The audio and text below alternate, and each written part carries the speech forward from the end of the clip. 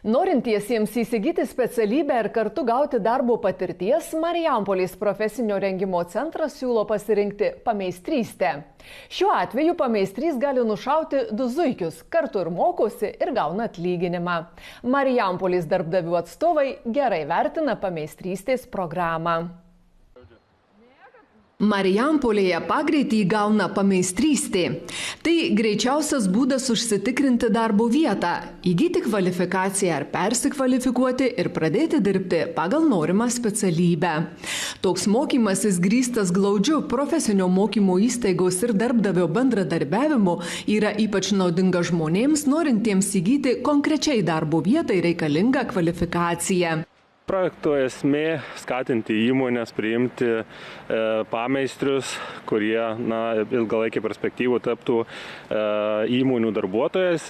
Ir kita turbūt šio projekto būtent pusė tai yra tai, kad skatinti mokinius tapti pameistriais, drąsiai žengti į įmonės ir ieškoti tų iššūkių, kurie yra ne tik profesinio mokymo centre. Įgyvendinant šį projektą šiai dienai turime 17 partnerių, tai yra įmonės, kurios priėmė mūsų pameistrius ir yra 63 mokiniai, kurie yra pasirinkę pameistrystės mokymosi formą. Šio projekto dėka mes motyvuojam tiek mokinius, tiek pačius meistrus dirbančius įmonėje, kadangi mokiniui yra dengiama 40% jo darbo užmokesčio, tai įmonės jau turi tokią paskatą priimti, dirbti ir nelabai kvalifikuotus mūsų mokinukus, kurie ateityje taps kvalifikuotais darbuotojais, o taip pat joms yra lengviau skirti meistrus, kadangi šio projekto dėka meistrui yra finansuojamas darbo laikas, kurį jisai skiria dirbdamas su pameistriu.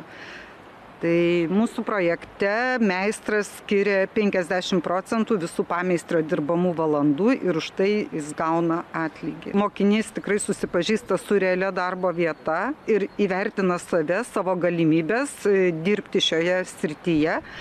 Šiaip mokiniai kol kas patenkinti, nusiskundimų neturime ir manom, kad jie tikrai pasirinko tą savo kelią, tą specialybę, kurią ir tęs ateityje. Darbo rinka keičiasi labai greitai. Technologijos kinta, įrengimai kinta ir kartais ir profesinio mokymo įstaigos mokytojui neužtenka tiek laiko ir tiek jėgų eiti su laikmečiu. O mokinys įsiliejęs į darbo rinkos gretas pajaučia tą pačią realybę, ką jisai dirbs išėjęs iš mokyklos. Ši nauja programa teorinių žinių besimokančiam mokiniui tuo pačiu metu padeda įgyti ir praktinių žinių. Marijampolės darbdavių atstovai palankiai vertina pameistrystės programą. Šiuo metu turim nuo lapkričio mėnesio startavusius 2 moksleivius. Tai įžvalgą sakyti labai sunku, nes dar tik pradžia. Jie pradėjo šį procesą, pradėjo dirbti pas mus. Akys tikrai didelės. Noras yra, bet reikia ir pastangų dar. Tai rezume tikrai matysime, kaip viskas vyksta, bet pradžia jau yra padaryta, tai čia gal ir didžiausias žingsnis. Moksleiviai turi teorinių žinių apie asmens higieną, apie sanitariją, apie maisto saugą, bet praktinių žinių tikrai neturi. Ir darbo patirties visai neturi.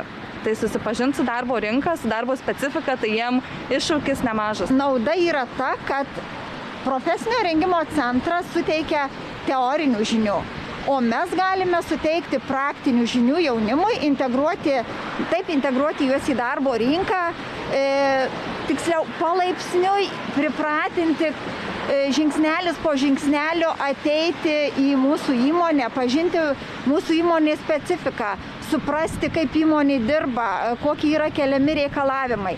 Tai ta nauda yra abipusi nauda. Jeigu kalbant apie finansinę naudą, tai aš nestatyčiau toj pirmoji vietoj finansinės naudos, kadangi mūsų pirmiausia tikslas tai integruoti jaunimą į darbo rinką. Mokintis ir tą kvalifikaciją naują įgauti pasirinko tie žmonės, kurie jau nori, ne taip kaip baigia jaunuoliai, nežinau, ko nori gyvenime, eina bet kur. Tai aišku, kad nauda bus, nes žmonės patys suinteresuoti naujus įgyti gebėjimus. Jau rinkoje darbo, aišku, visą laiką trūksta žmonių motyvuotų dirbti. Tai tikiuosi, kad ne tik mūsų įmonėje šitie, nes, aišku, visi neliks pas mus darbuotis, jie nueis ir į kitas įmonės, bet bus naudos bendrai verslui, tikrai iš to projekto bus nauda.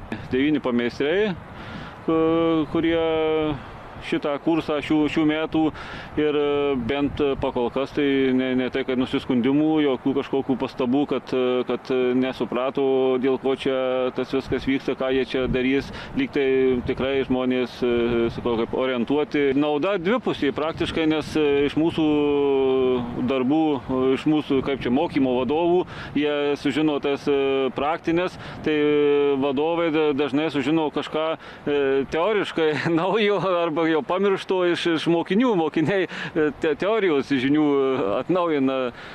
Tai tokia irgi nauda. Mokymosi būdas, kai mokantis derinama pameistrystė įmonėje ir profesinis rengimas švietimo įstaigoje, yra išplėtota Vokietijoje, Austrijoje ir Danijoje. Tikimasi, kad ši sistema pasiteisins ir Lietuvoje.